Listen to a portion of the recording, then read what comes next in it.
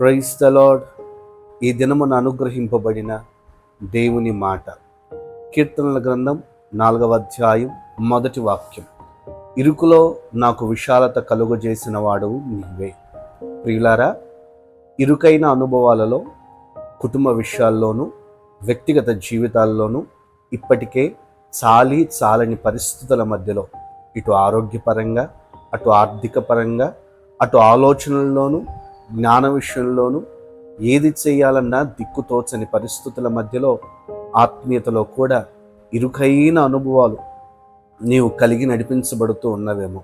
నిన్ను గమనించిన దేవుడు, నిన్ను గుర్తించిన దేవుడు నీ ఇరుకైన అనుభవాలన్నిటినీ కూడా విశాలత కలుగజేయువాడుగా ప్రత్యక్షమై ఉన్నాడు కనుక ఈ ఆశీర్వాదం నీవు అనుభవించున్నట్లుగా దేవుడు విశాలత కలుగజేయునుగాక. God bless you. దేవుడు మిమ్మల్ని దీవించునుగాక.